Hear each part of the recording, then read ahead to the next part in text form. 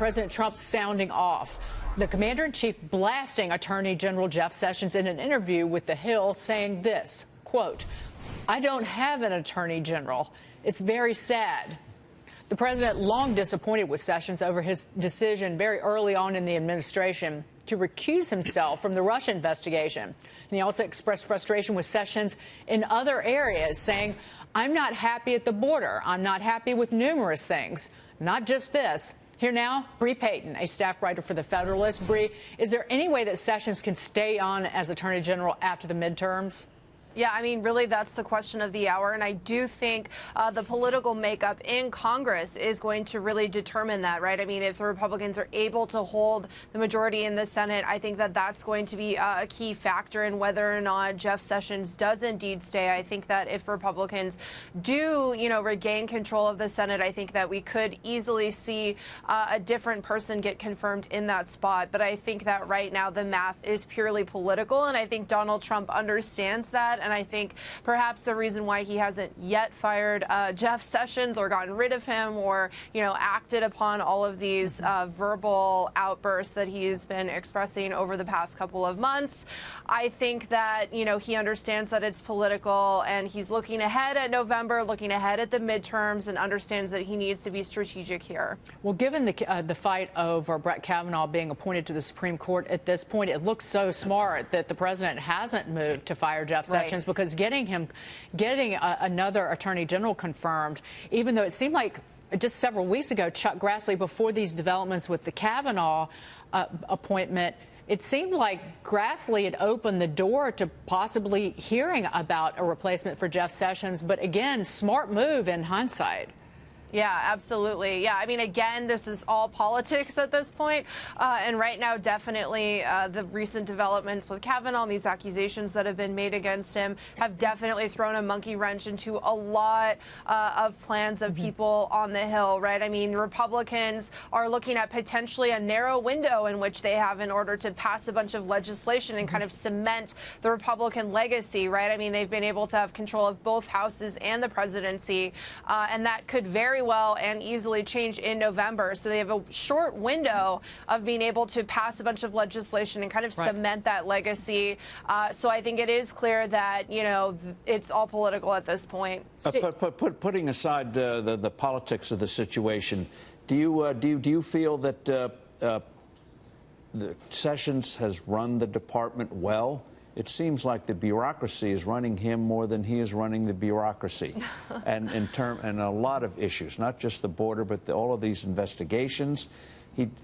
What's happening there? Why? It's one thing to recuse yourself from Russia, but there are a whole lot of other things he could have done to reshape that department. Turning over the documents that Congress has asked FBI for. And everything. Jason Chaffetz has talked about Brian Pagliano basically turned his back on 2 subpoenas from the Oversight Committee, and Chaffetz himself went to Jeff Sessions and said, "You got to equal application of the law here. You've got to prosecute this guy for not showing up for these 2 subpoenas." And Jeff Sessions went, "I'm not going to do that. That's a Clinton guy." So, Bre, answer Steve's question. Yeah, I definitely think that it's become abundantly clear in these earlier releases of text messages and emails and, OIG investigations. I think it's clear that there is a faction of employees within the FBI that have, clearly acted, kind of gone rogue and done their own thing and done what they wanted to do. And I think that we're definitely the dynamic between Sessions and Rod Rosenstein while the Mueller investigation, is underway. I think it is clear that there is a flank of the FBI that Sessions does not have control over.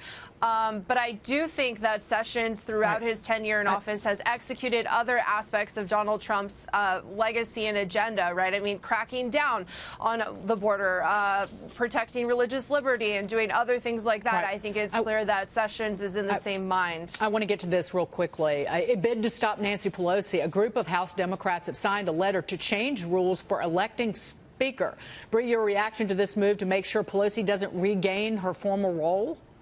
Yeah, I'm not at all surprised. I mean, Democrats have been speaking out that there needs to be leadership change, particularly among the House, for, I mean, probably a year and a half right now, right, with Linda Sanchez kind of kicking off that firestorm against Nancy Pelosi. So I definitely am not at all surprised by this. And remember when Nancy Pelosi and her kind of quasi-filibuster in order to push individuals to vote a certain way when it came to shutting down the government in order to protect the Dreamers, her entire caucus virtually voted against her while she was trying to do that. And she tried to save face later on by saying, yeah, I was filibustering for this one thing, but I really wanted the complete opposite outcome.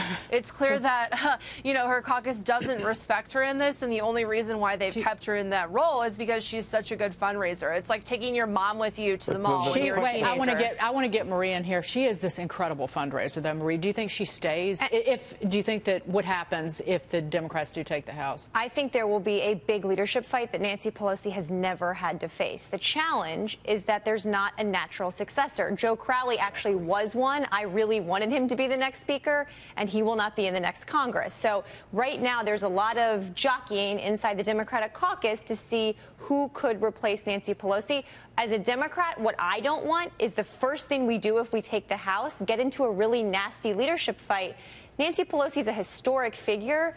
I do, though, think it's time for new leadership. The Republicans are going to get it. Paul Ryan's leaving. You know, I know, but you know that she's going to use her gender as a sword and a stick to whack people with. She's going to use it as a shield and then a stick. A woman may run against her, though, so we'll see. At the end of the day, you have to run somebody against her. Absolutely. And there's real worry in that caucus. What kind of public persona is going to be out there? That's right. And being able to raise money is a big thing. So if that's all she's good at, that's being good at a lot. She's also good at vote counting, though, inside the caucus. And there are other people now who are raising money. There are other people who are stepping up. There's just not one person everyone's getting behind yet. But there's only one person who said, those $2,000 bonuses, crumbs, pathetic. You're never letting it go. No, because you know what? $2,000 is not crumbs to anybody in this country. That's a great bumper sticker, though. Bre Payton, thank you so much. Good to see you, Bre.